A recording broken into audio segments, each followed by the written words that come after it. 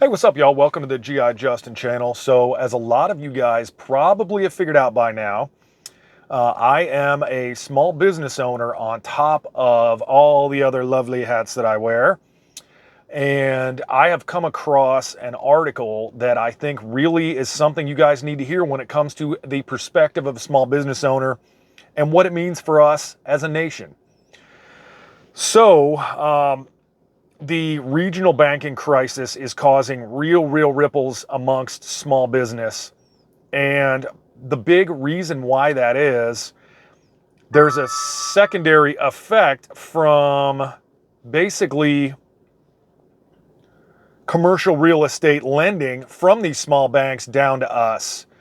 And there is a serious problem that's coming in real estate where it looks like different locations and office properties are becoming isolated because they're not getting good rates. They're not finding people who are interested in leasing and renting spaces from them. So what they're having to do is crank up the cost of rent on the people that are currently in these spaces, a lot of which are small businesses, a lot of which are big businesses who are easy to insulate this cost and just accept it and put it in their balance sheet and move on. Where small businesses like mine and a lot of small businesses, if you haven't seen a small business close around you, you're not looking hard enough, because there are tons of them that are, and it is stifling the American economy. So basically the way we got to that is office and retail property values have been decreasing since the pandemic, which was kind of brought along by, like I said, lower occupancy and how people live and shop, where everybody's kind of switched over to this online shopping, getting stuff from Amazon, DoorDash, getting things delivered.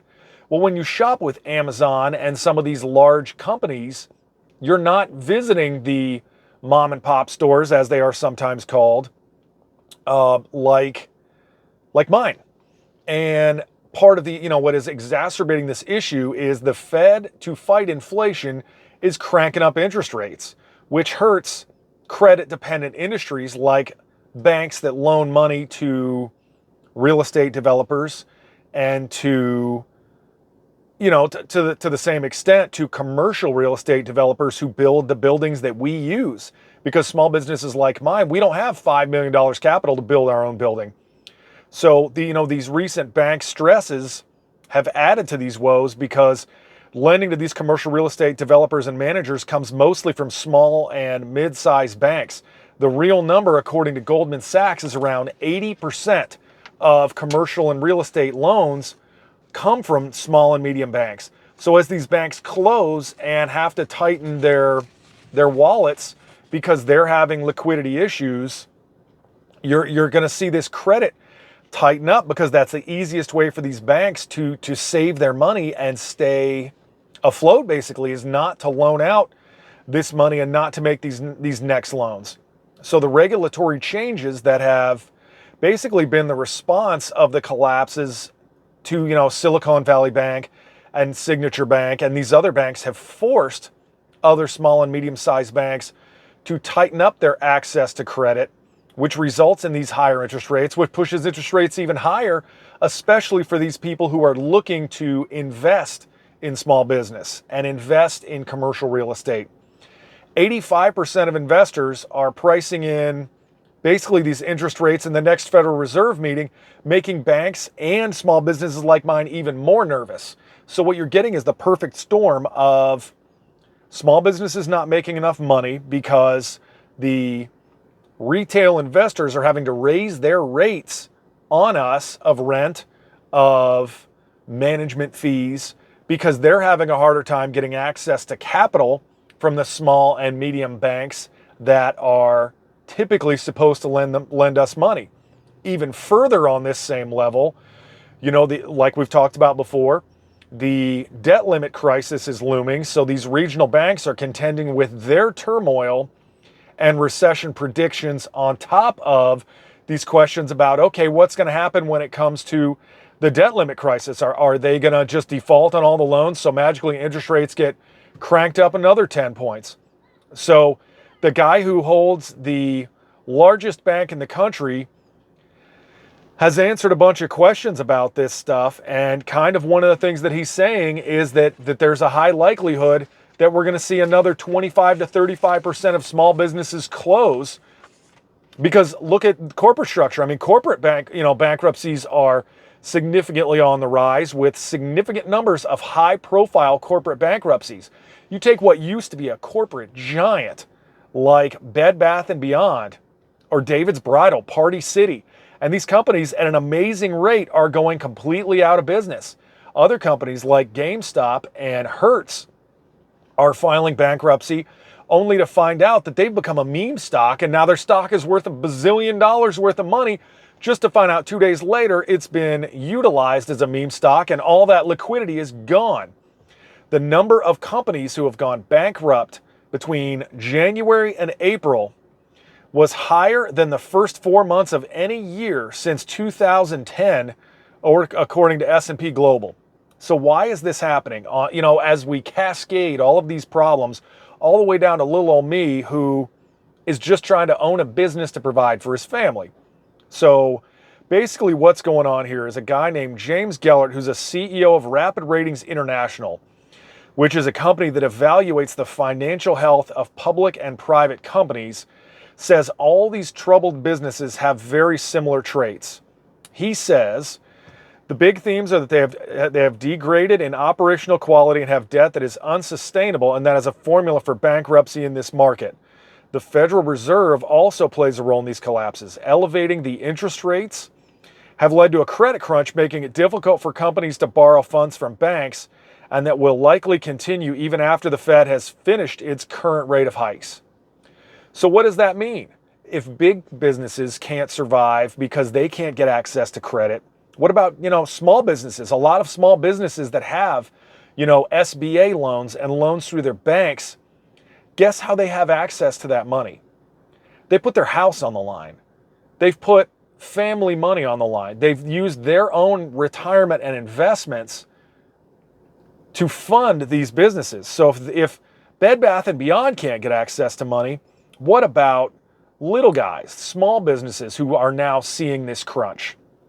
So if you look back at the financial crisis of 2008 that we had, and when the market tanked the way it did, we saw bankruptcies throughout the universe, even when the stock market was doing better. Which, if you look at the stock market right now, that is exactly what is happening. It is starting to come back. We're seeing some good days along with, these bright red, the stock market loses money, people lose money, bad days. And what all of these pundits and all of these major banks are telling us is that there's a significant amount of concerns moving forward, because that's not the sign of a healthy economy. Big business and small businesses closing at an epic pace while the stock market crushes it is actually quite the opposite. It shows an unhealthy environment. And along these same lines, here we are. Janet Yellen comes out saying, yes, on the first of the month, if we do not have a deal in place, we're going to default on everything. And then cross that on a backdrop of, President Biden and the Republican House Speaker Kevin McCarthy meeting at the White House yesterday evening to try to work out a deal to avoid this catastrophic government debt default. They sit and talk, and after a little while, they both come out, give their little statements, and go their ways, because they're both rich individuals who are not going to feel what smaller banks and small businesses and us as middle and lower income families are going to feel. So McCarthy says they're going to keep trying to work a deal until this gets done, trying to stay optimistic, talking about where they have disagreements and ideas. But still, Sunday, June 1st, we're running out of time. It is the hard deadline. And stock market, again, is just acting like it doesn't care. Market's going up, things are moving, while there's no deal there. There is small businesses going under. I'm here to tell you, I know of at least 5 small businesses in the last 2 months who have shuttered their doors because A, people aren't spending money, rent is uncontrollable, and they can't get money through credit lines because the banks aren't lending it. You take all of these things together, and there is the possibility of real small and medium business catastrophe in America coming up if something isn't done. I'm not saying we're asking for help. I don't know a small business owner who says, hey, I would love it if the government would bail me out so that I can owe them money too. What the real answer is the nation itself needs to get fiscally responsible. And in doing so, it will really have a waterfall effect on us, because as banks get healthier, they'll lend more money to real estate and commercial real estate developers who will not crank up rent to unreasonable levels on us. Because I'm here to tell you, your margin, the first bite of your margin goes to rent and a thing called CAM, which is basically the maintenance fees for where your store is located. That's the first bite that goes. And as they increase rent, your margin is decreased. So we're looking at, they can bring those prices back down because they have more money in their accounts, so they're not as interested in crushing you to make their rent. And also, they'll have higher occupancy. There'll be more small businesses able to thrive and survive and exist at the same time that we're making money because our margins are better.